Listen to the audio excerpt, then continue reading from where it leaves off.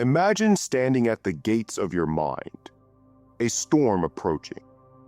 Toxic people don't just challenge your patience, they test your identity. But the Stoics knew something most people don't: how to remain untouched in a world of chaos. These 15 ancient tactics aren't just for protection, they're for transformation. If you're ready to stop absorbing the poison and start mastering your response, this is your path. Lesson 1. Guard your inner citadel. Your mind is your fortress. Your peace is your homeland. Your values, your discipline, your clarity, your reason are the sacred halls within that fortress. And yet, most people treat this sacred space like an open field. Anyone can walk in, say what they want, dump what they carry, cross lines, push buttons, stay too long, and slowly, without meaning to, you begin losing control of the one place you were always meant to command: your inner citadel. The Stoics taught that before you can rule your external world, you must rule your internal one. Marcus Aurelius referred to this inner place often: a retreat, a stronghold, a center untouched by the noise outside. But how do you protect it? You start with awareness. You stand guard at the gates of your thoughts, not with anger, not with paranoia, but with calm vigilance, like a soldier in a watchtower, noticing what approaches, not reacting impulsively, but ready. Think of emotional intrusions like enemy scouts, testing the perimeter, a passive-aggressive comment, a guilt-loaded phone call, a pattern of subtle disrespect. They don't kick the door down. They look for cracks. And if you're not paying attention, they slip in under the disguise of obligation, love, habit, or being a good person. Picture this. You're in a conversation that seems harmless, but something about it leaves you off balance. You walk away feeling smaller, like part of you just got chipped away. It's subtle. There were no insults, just undertones. A raised eyebrow, a comment delivered like a joke. You tell yourself not to overthink it, but it keeps echoing in your mind. That's your inner guard raising the alarm. That's the sound of a boundary being breached. Most people ignore that voice. They rationalize it. They normalize it. The Stoic listens to it because the Stoic understands. You cannot protect what you refuse to observe. Epictetus said, "It's not what happens to you, but how you react to it that matters." But reaction comes second. What comes first is perception. You cannot train your response until you first sharpen your sight. So you begin building your watchtower. You begin identifying the patterns. Who leaves you consistently confused, angry, ashamed, or exhausted? Who makes you question yourself in small ways, then tells you you're being too sensitive? These are not just difficult people. These are mental infiltrators. And every time they pass unchecked, your inner citadel weakens. But every time you notice, even silently, the gates grow stronger. This is not about isolation. This is not about hate. This is about defense. Quiet, composed, honorable defense of the one space no one else should own: your mental territory. You don't need to confront anyone, not yet. You just need to see them. You need to name the moments that drain you. You need to start guarding the gate. Because once you start watching, you stop being surprised. You stop being manipulated. And you start remembering, this is your fortress. You decide who enters. You decide what stays. You decide how much access the world gets to your peace. Lesson 2. Name the enemy. Identify toxic archetypes. You cannot fight what you refuse to see, and you cannot defend against what you have not yet named. The Stoics knew this. The first step to clarity, to power, to inner peace is perception. Honest, unflinching perception. Because once you bring the unseen into the light, its control over you begins to dissolve. Toxic people don't always show up in obvious ways.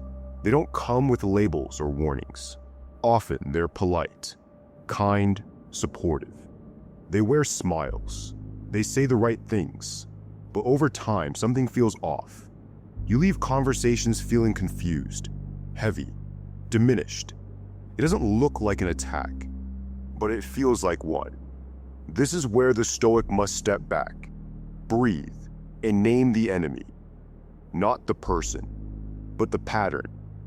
There are archetypes, patterns that repeat. Once you see them, you'll stop blaming yourself for why certain relationships drain you. And you'll stop hoping that if you just try harder, it will change. There's the narcissist, whose compliments are currency. They shower you with validation when you serve them, and withhold it when you don't. Everything revolves around them. Your feelings are accessories to their narrative.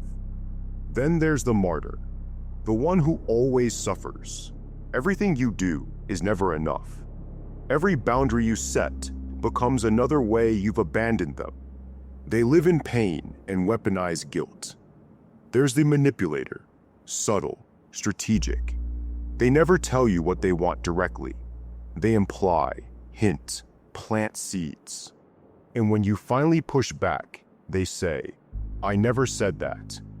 You begin to question your memory, your judgment, yourself. The gossip thrives on division. They appear friendly, but always come bearing whispers. You learn to watch what you say around them, because everything you tell them will be used, eventually, against someone else, or against you. Then there's the energy vampire. They don't insult you. They simply wear you down. They complain. They vent. They dramatize every inconvenience, expecting you to absorb it. You don't leave angry. You leave exhausted. And perhaps most dangerous of all, the saboteur in disguise. This is the friend who claps when you fail and winces when you grow. They pretend to cheer for you, but their praise is hollow. They smile through gritted teeth. When you finally rise, they vanish. Or worse, they pull you back under. All of these types have one thing in common. They don't want connection. They want control. And their tools are subtle. Emotional manipulation, guilt, fear, confusion. But once you name the pattern, something shifts. You stop personalizing their behavior. You stop blaming yourself. You stop dancing with shadows. You see it for what it is. Picture this.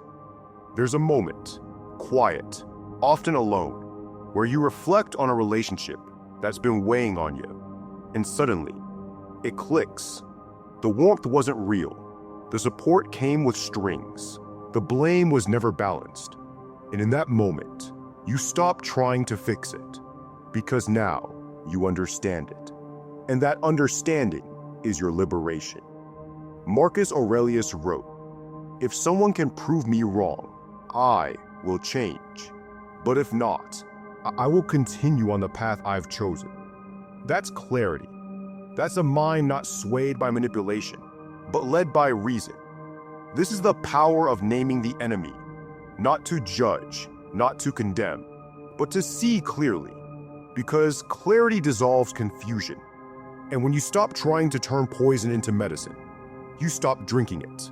So look at your life with calm observation. Who drains you? Who confuses you? Who makes you question your worth, your words, your reality? Stop making excuses for the chaos. Start calling it what it is. You don't have to confront them, but you do have to see them, because the Stoic doesn't fight blindly. He sees a pattern, names a threat, and chooses his next move with precision. Lesson 3. Fortify like an emperor. Command like a general. This is why the Stoic must learn to fortify like an emperor and command like a general. Imagine Marcus Aurelius, surrounded by threats, internal and external, managing the largest empire on earth. Yet even in that position, he wrote to himself, "You have power over your mind, not outside events. Realize this, and you will find strength." That wasn't just philosophy, it was strategy. Because to rule your life like an emperor, you have to issue boundaries like orders, not suggestions. When someone crosses a line repeatedly, it's not because they're confused. It's because your line was drawn in sand, and sand doesn't stop anyone. You need to set your boundary like a stone marker, and when tested, you reinforce it. Not with emotional explosions, but with calm repetition and disciplined consistency. Let's say someone in your life constantly interrupts your time. A friend, a sibling, a partner, someone who always has a crisis, a problem, a need that they believe you should drop everything for. The old you would explain, soften the edge, make excuses while slowly compromising your own peace. The Stoic you give them the boundary once. I'm not available to talk during work hours. The next time they call midday, you don't answer. You don't apologize. If needed, you respond later with the same words, calmly and without guilt. As I said, I'm unavailable during work hours. No drama, no raised voice. Just the same clear command, reinforced, not revised. This is how generals operate. They don't issue a new command every time someone resists. They maintain position, and over time, resistance weakens. You must treat your energy like the front line of a campaign. Who gets access? Who gets promoted? Who gets removed from the field entirely? That's your decision, not theirs. Stoicism doesn't teach aggression. It teaches clarity, control, and conscious defense. Being a fortress doesn't mean being cold. It means being structured, being governed by values, not moods. You don't lash out when your peace is violated. You state the rule, and if needed, you repeat it like a protocol. You're not asking, you're commanding, not from ego, but from principle. And here's the key. When you enforce boundaries, don't wait until you're angry. Issue them when you're calm, and maintain them when tested. Because a general who only gives orders when he's under attack is already too late. If someone keeps pushing, it's not your job to convince them of your limits. It's your job to hold the gate. You are not rude for setting structure. You are not selfish for expecting respect. You are not cruel for keeping your peace protected. You are acting as a commander of your mind, calm, disciplined, firm. So next time someone crosses the line, don't raise your voice. Don't explain your worth. Stand tall, speak clearly, and remember, a Stoic doesn't ask for space. He defines it, and he holds the line without flinching. Lesson 4. Master the art of emotional disengagement.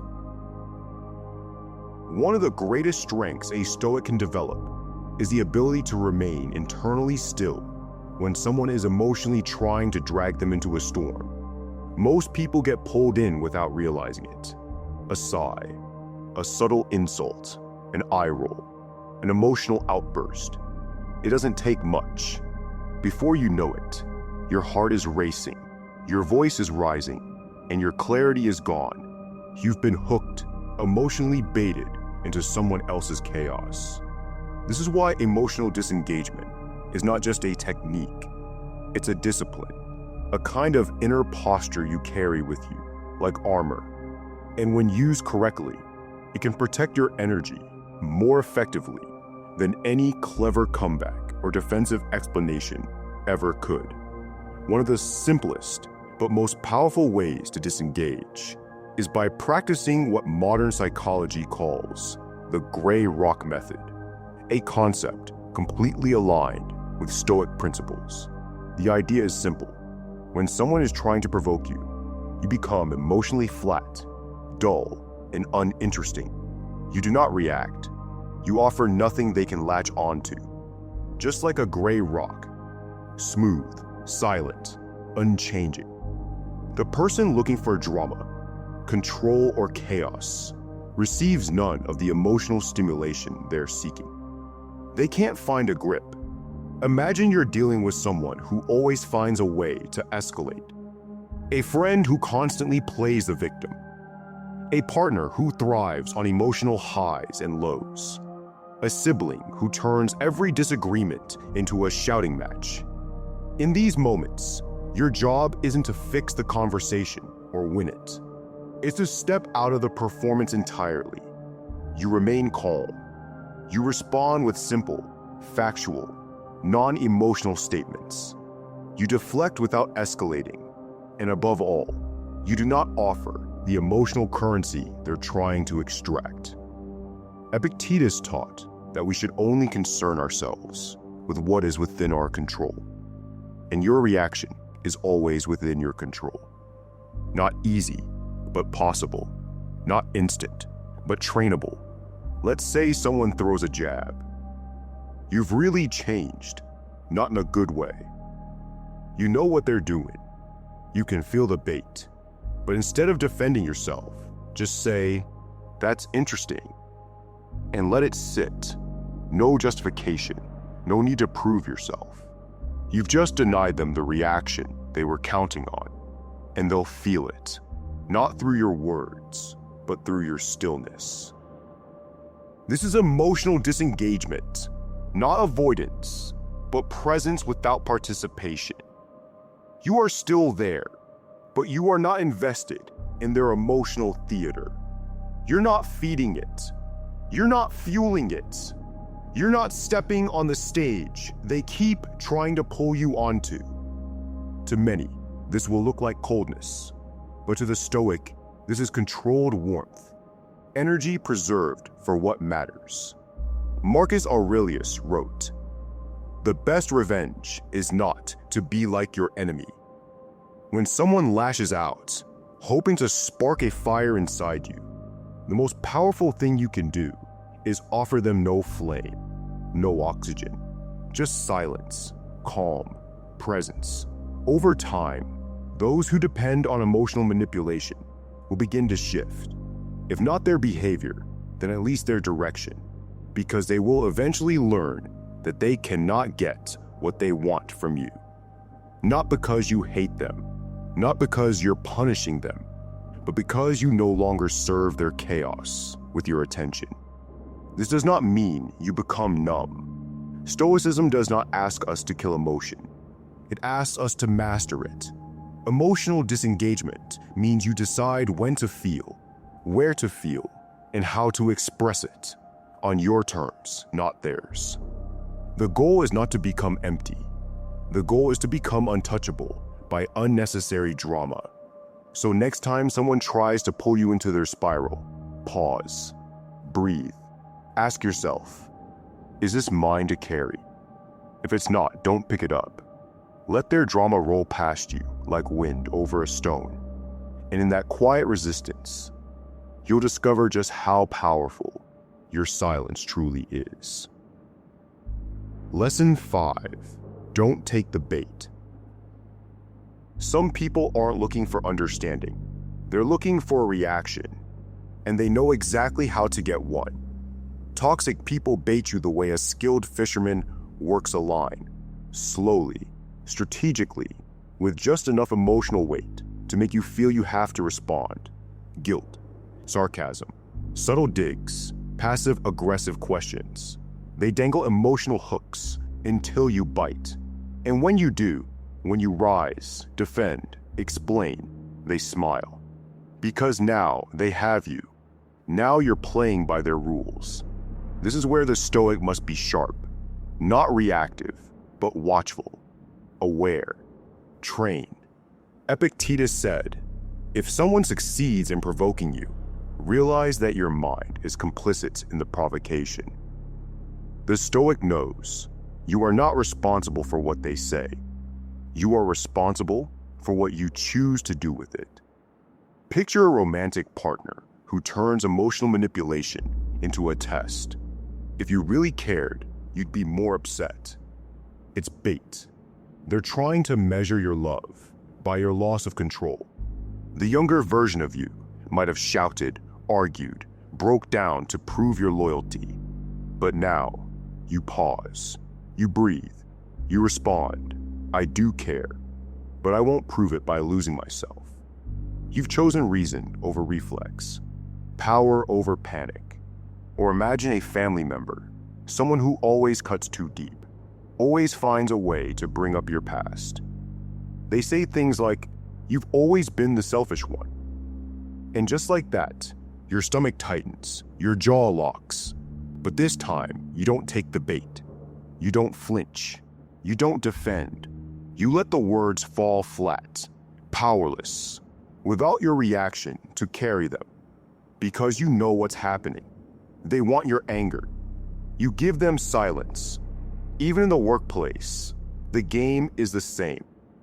A coworker takes a shot during a meeting, saying not everyone is cut out for leadership.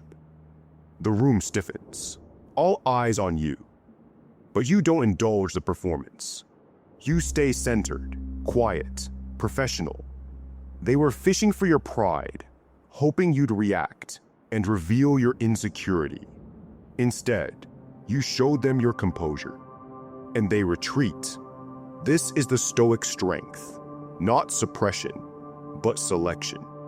You're not avoiding confrontation because you're weak. You're choosing restraint because you're strong enough not to be pulled into every emotional invitation. You don't play every game just because someone tossed a ball. You don't pick up every sword that's thrown at your feet. Seneca said, "A sword never kills anybody. It's a tool in the killer's hand." Your emotions are your sword, and toxic people will try to wield them for their own agenda. But the moment you pause, see the bait, feel the pull, and refuse, you win. Not the argument, but the war within. Because most battles with toxic people are never about the issue. They're about control. And the only way to win is not to play. So next time someone baits you, someone who knows exactly which words cut, which looks pierce, which silences manipulate, don't bite, don't flinch, just breathe, see it, and let it pass. Because what they crave is chaos. What you protect is peace. And your greatest act of power is not responding at all. Lesson 6. The power of the non-reaction. There's a kind of strength that doesn't raise its voice. It doesn't argue. It doesn't swing back. It simply withholds. And in that stillness, there is power far greater than any insult can reach. The Stoics understood this with clarity. Not everything deserves your energy. Not every attack needs an answer. Not every confrontation is worthy of a counterstrike. Marcus Aurelius wrote, "Waste no more time arguing about what a good man should be. Be one." That single sentence reveals a deeper truth. True strength doesn't need to announce itself. It reveals itself in restraint. Some toxic people don't want a solution. They want an audience. They want evidence that they can still control you emotionally, that you're still reactive, still invested, still reachable. That's why silence unsettles them, because it gives them nothing to grip. They throw words like darts, but if you don't move, don't react, don't flinch, they miss, and their entire strategy crumbles. Imagine this. You're seated at a family dinner, tension in the air. The same person who always undermines you, an uncle, a sibling, maybe even a parent, says something sharp across the table, loud enough for others to hear, passive-aggressive, meant to sting. Everyone looks at you. The younger version of you would have snapped back, defended, raised your voice. But now, you pause, you breathe, you lift your eyes slowly, look at them once, then return to your plate. You say nothing. The silence stretches. They shift in their seat. They expected fireworks. You gave them a mirror, and what they see is themselves. Now imagine another setting. You're in a meeting. A coworker throws a jab. If some people were better prepared, maybe this wouldn't have happened. Everyone glances toward you. You don't speak. You don't frown. You simply look at the numbers in front of you and continue working. Later, someone asks why you didn't respond, and you say, because not everything deserves an answer. That is Stoic control. Non-reaction isn't cowardice, it's command. It's an understanding that your dignity doesn't live in the opinions of others. It lives in how you carry yourself under pressure. When you choose not to react, you're not being passive. You're being precise. You are choosing when, where, and if you will expend energy. You are defending your peace by not allowing them to define your tone. Silence, when chosen deliberately, becomes a wall they can't climb, a fog they can't see through. It breaks the rhythm of escalation. It exposes their emptiness. It sends a message louder than any words could carry. You don't have power here, not anymore. This is the power of the non-reaction. In a world addicted to drama, your stillness becomes your edge. In a world driven by emotional bait, your silence is resistance. So the next time someone tries to provoke you, don't swing back. Don't chase validation. Just breathe, pause, and remember, you are not obligated to react. You are trained to remain still. Lesson 7. Limit your exposure. Create distance without drama. Not every enemy storms the gates. Some slip through the side door, quietly, consistently, disguised as obligation, tradition, or shared history. And that's why even the most fortified Stoic must learn the art of distance without war. The Stoics understood this with absolute clarity. Epictetus didn't teach his students to hate others. He taught them to observe, to discern who uplifted them and who didn't. He wrote, "The key is to keep company only with those who uplift you, whose presence calls forth your best." And sometimes that means creating space, even from the people who believe they're entitled to your closeness.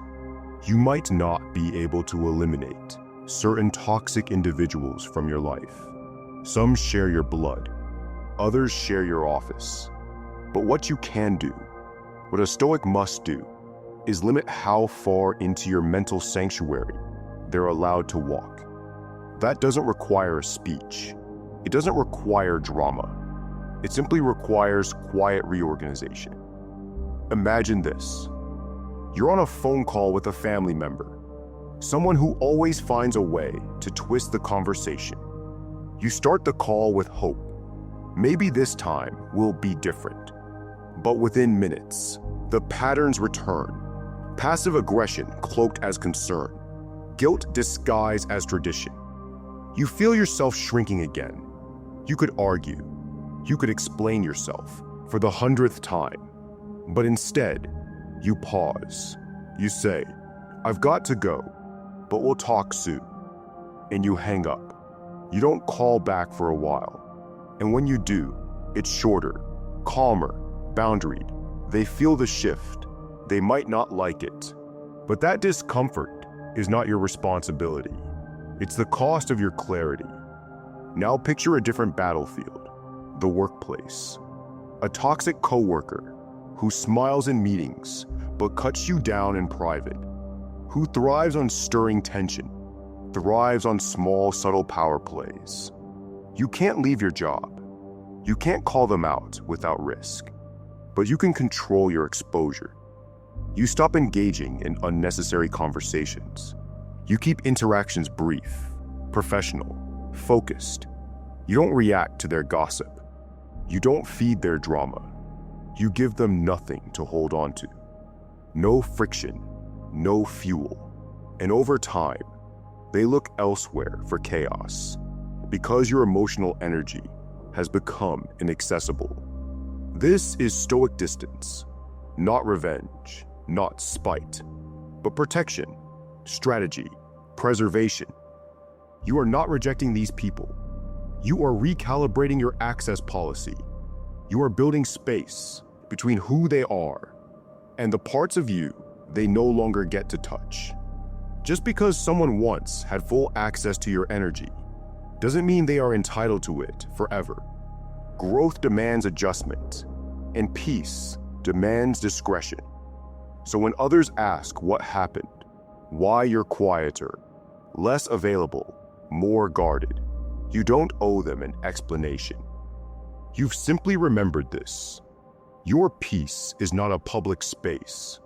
It's a private sanctuary, and not everyone deserves a key. Lesson 8. Build a Stoic phalanx. Choose allies who strengthen you. Even the strongest warrior needs a shield wall. In ancient Sparta, the phalanx wasn't just a military formation, it was a code. A man's shield didn't only protect himself, it covered the one beside him. If one man broke formation, the entire line could fall. That's why they trained together, fought together, held the line together. And the Stoics, though not warriors in armor, lived the same principle. You are not meant to face the emotional battlefield alone. When you are surrounded by weak minds, loud chaos, or quiet manipulation, your thoughts begin to soften. Your guard slips. You need people who don't just cheer for your strength. They restore it when it falters. Seneca said, "Associate with those who will make a better man of you. Not louder, not richer, better." Scene 1. You've had a brutal day. Someone baited you, humiliated you. You're ready to snap. You grab your phone to text someone who will validate your anger, but you stop. Instead, you message the friend who calls you to a higher standard.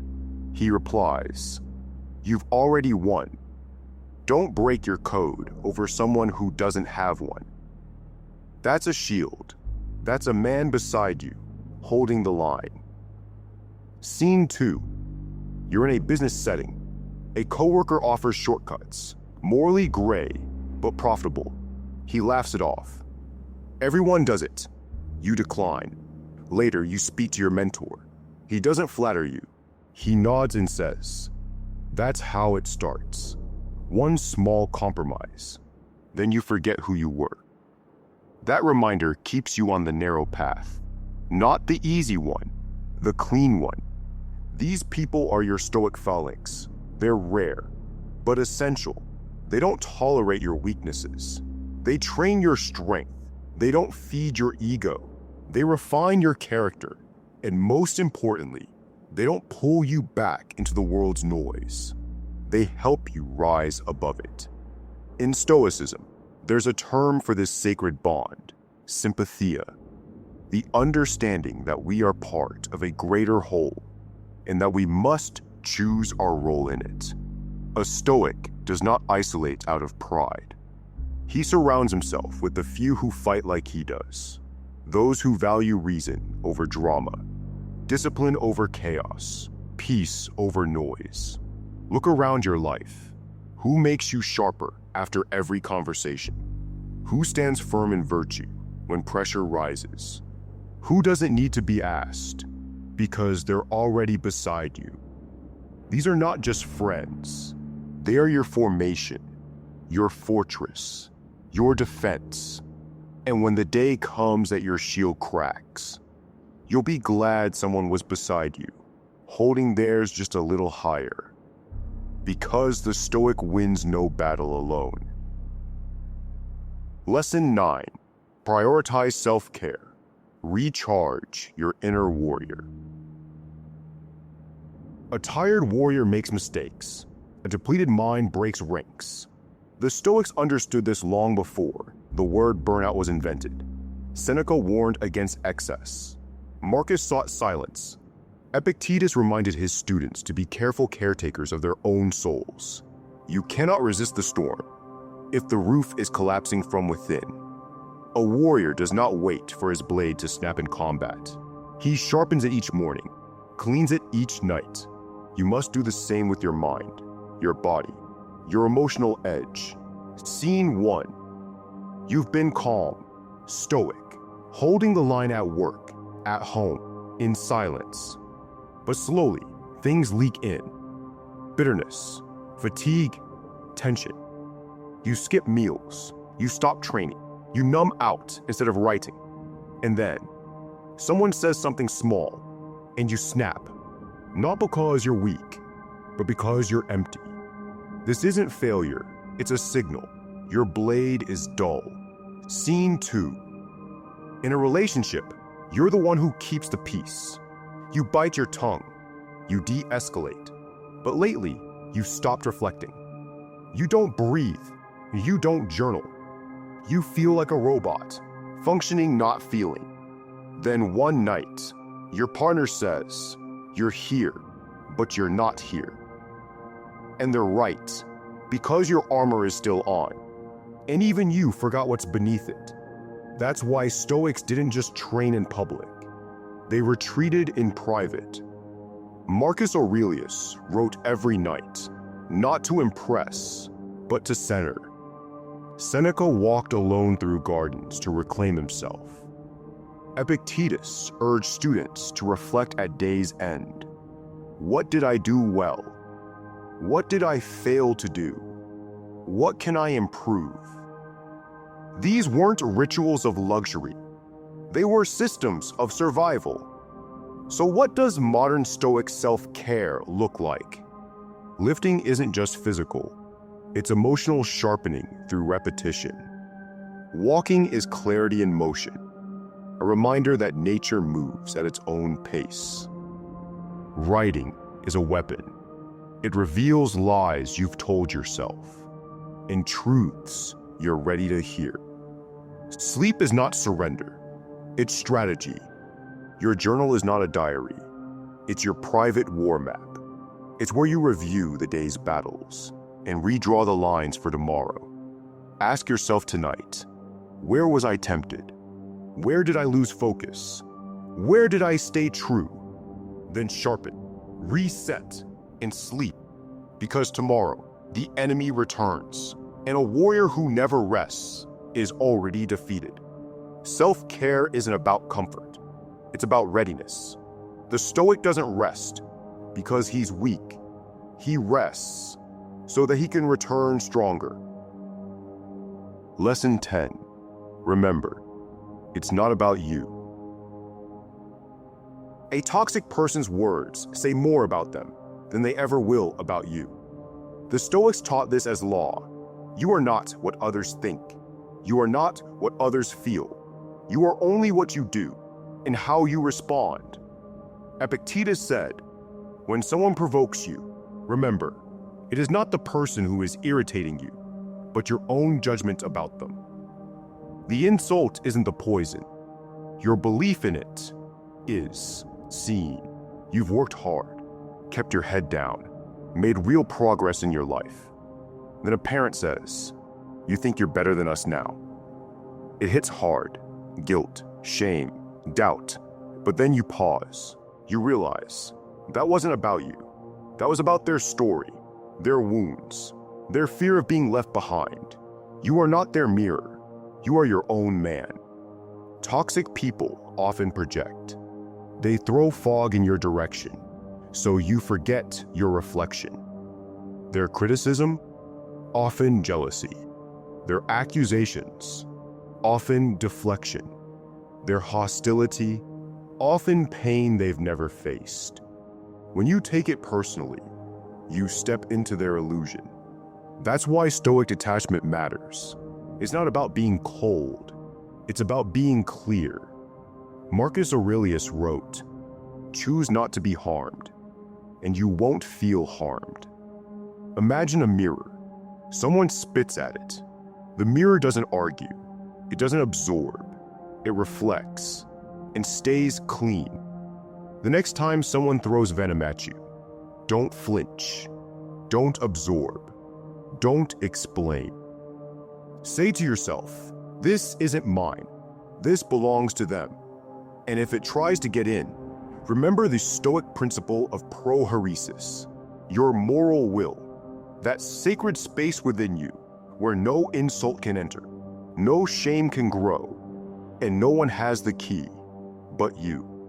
Because your identity is not up for public vote, and your worth isn't measured by broken eyes. You are not their mirror. You are the one who steps through the fog, without losing sight of who you really are. Lesson 11. Don't try to fix them. Release the role of the savior. You are not their therapist. You are not their savior. And you were never meant to carry someone else's healing on your back. But toxic people, they're skilled at drawing you into that role, subtly, slowly. It doesn't start with a demand. It starts with a story, a confession, a vulnerability. You're the only one who gets me. If you leave, I'll fall apart. And because you're strong, empathetic, capable, you believe it's your duty to stay, to save them. At first, it feels noble, stoic even. You tell yourself you're practicing compassion. You're giving without expecting. But beneath the surface, you're being pulled into a role you were never meant to play. Imagine this. You're in a relationship. She's wounded, deep childhood scars, abandonment, years of dysfunction. You see the pain, you feel it, and you want to help. So you listen, you stay calm, you offer strategies. You become the rock, the anchor, the one who always holds it together. But here's the truth, nothing changes, not really. The more you give, the more is expected. The more you help, the less she helps herself. Her chaos doesn't shrink, it spreads into your habits, your sleep, your peace. Until one day, you look around and your own life is in ruins too. You didn't rescue her, you just joined her in the fire. The Stoics had a word for this mistake: attachment without wisdom. You ran into a burning building and forgot to bring water. You confuse emotional responsibility with moral obligation. But her wounds, her behavior, her healing, that is not your domain. Epictetus taught, don't demand that things happen as you wish, but wish that they happen as they do. In other words, accept what is outside your control, including other people's will, their readiness, or their resistance. You can be kind, you can be present, you can lead by example, but you cannot walk their path for them. And trying to do so doesn't help them. It only pulls you further from yourself. Here's what happens when you make their pain your mission. Your goals get delayed. Your energy gets drained. Your identity begins to blur, and guilt replaces clarity. It's not stoic to carry someone who refuses to walk. It's not noble to drown for someone who won't swim. And it is never your duty to save someone who has no intention of being saved. So when they hand you their fire, hoping you'll hold it for them, don't. Let it fall. Let it burn on its own floor. Step back, breathe, and walk away with your inner peace intact. Because sometimes the most powerful way to help someone is to show them what not being rescued looks like. Lesson 12. Know when to walk away. Some battles are not meant to be won.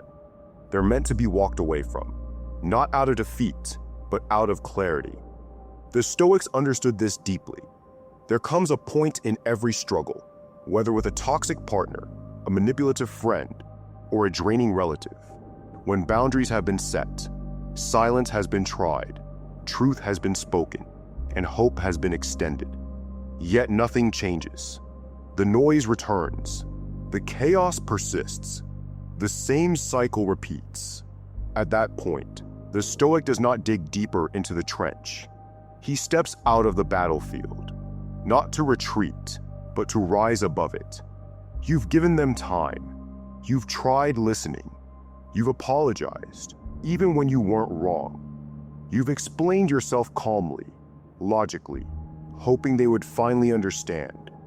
But all they do is twist your words, accuse your motives, and punish your peace. And then one day, you look at them, and you feel nothing. Not anger, not fear, not even sadness, just finality. Not a rage-fueled exit, a quiet one, a clean one. That's the Stoic exit. When you know nothing more needs to be said. When you're done arguing with the storm.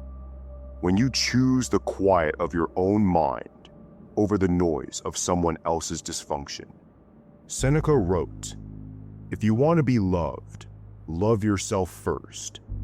But there's another layer to that wisdom.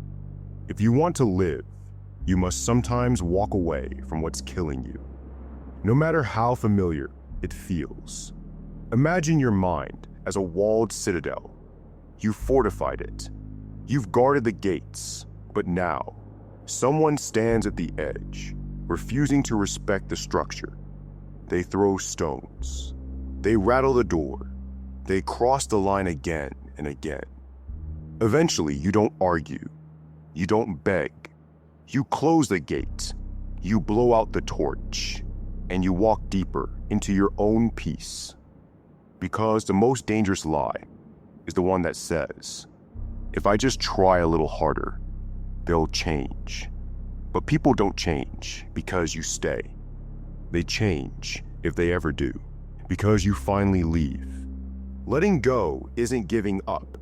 It's stopping the self-betrayal. It's ending the argument with someone who was never listening. It's no longer sacrificing your inner life to keep their chaos comfortable. So when that moment comes, and it will, don't ask for permission. Don't write a final speech. Just close the gate and keep walking. Say this to yourself softly, but with conviction. I do not owe my peace to anyone who disrupts it.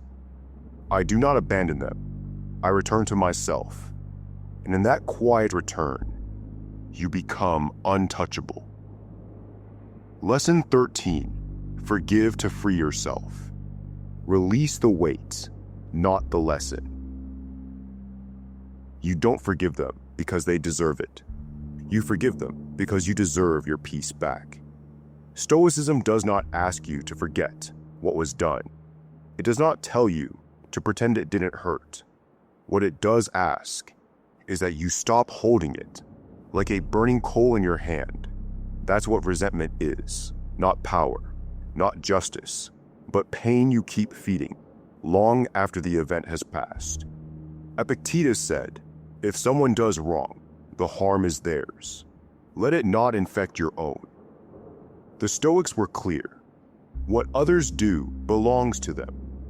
What you carry belongs to you. Seen, you were betrayed, lied to, shamed, maybe by someone close, a partner, a friend, even a parent. They never apologized, or if they did, it wasn't real.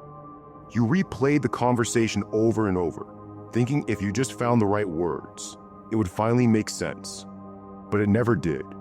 Now months, or even years, have passed, and you're still carrying it, in your tone, in your silence, in the tension in your chest.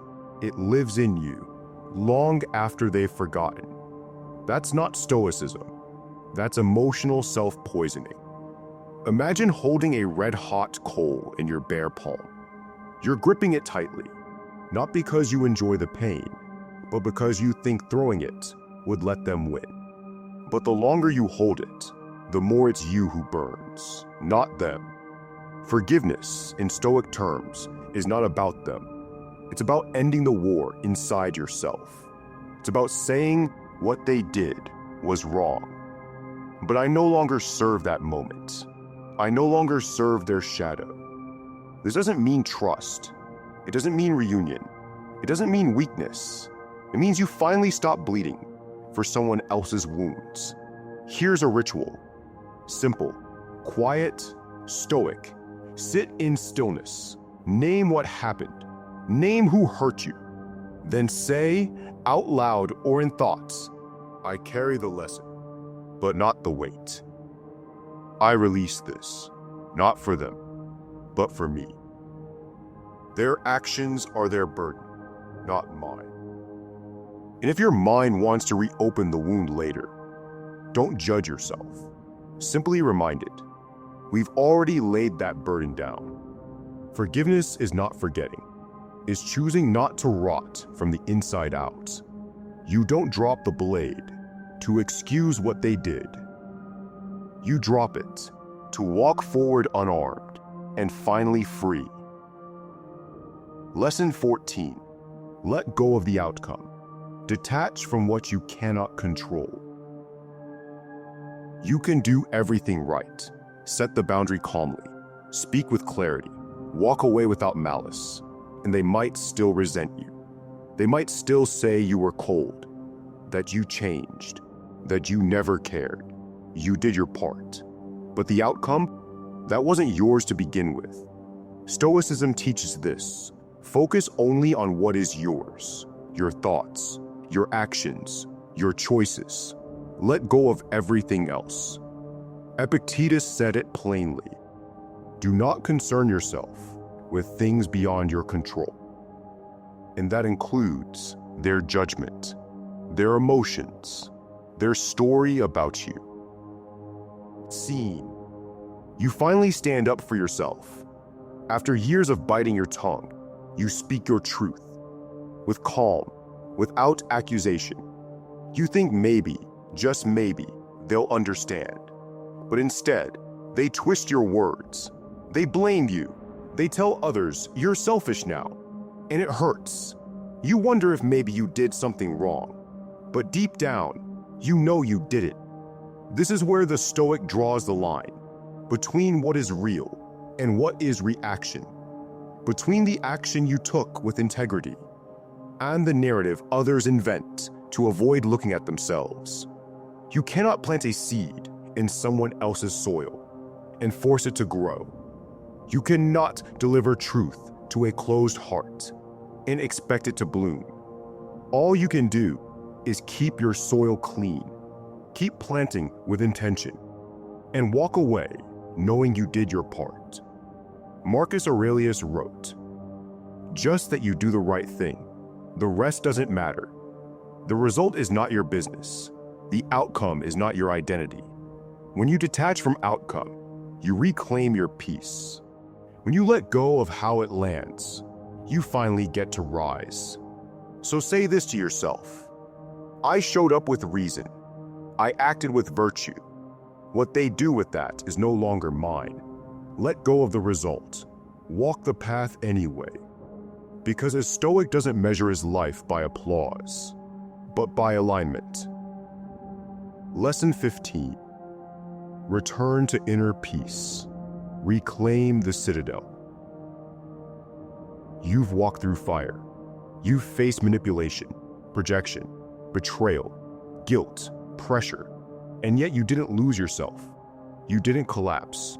You didn't retaliate with rage. You didn't let their storms become your climate. Every lesson, every tactic, every moment of restraint wasn't about dealing with toxic people. It was about coming home to yourself. Picture this: a lone warrior, dusty, bruised, hardened by long days on the battlefield of emotional resistance. He's carried weight that wasn't his. He's fought battles that weren't visible to others. He's defended his peace without applause. He returns not in glory, but in silence, through the gates of his own citadel. The doors creak open. No one waits with fanfare. Only the quiet, only the stone walls that never betrayed him, only the flicker of a candle still burning in the dark. He sets down his sword, removes the dented armor, unlaces his boots. He breathes. For the first time, fully. He knows he didn't win every exchange. He wasn't always perfect, but he endured with integrity. And that was the real victory. That warrior is you. You've learned to recognize manipulation without letting it pierce you. You've spoken when it mattered, stayed silent when it didn't. You've walked away from chaos, not out of fear, but out of power. And now you're back, not at the beginning, not at their doorstep, but inside your own mind, fortified, still, sovereign. Marcus Aurelius wrote, "Nowhere you can go is more peaceful, more free of interruptions than your own soul." Let this be that place. Close your eyes. Picture your inner walls rebuilt, the gates locked, the torches extinguished, the battlefield now behind you. Sit by the firelight of your own clarity and say, quietly, slowly, not to the world, but to yourself, "No one controls my peace unless I hand it to them. Their storm is not my climate. Their voice is not my identity. I have returned to the citadel, and I am at peace." And in that silence, you are untouchable. And now, no more tactics, no more tension, no more reaching for what's outside you. Just you, inside the citadel, with the gate locked, the fire low, the wind quiet. No need to explain, no need to prove. Just peace, earned, not given. And tomorrow, when the world returns with noise, you'll still be here, still. If you enjoyed this video, hit the like button, share your thoughts in the comments, and subscribe to our channel for more Stoic wisdom. See you in the next video.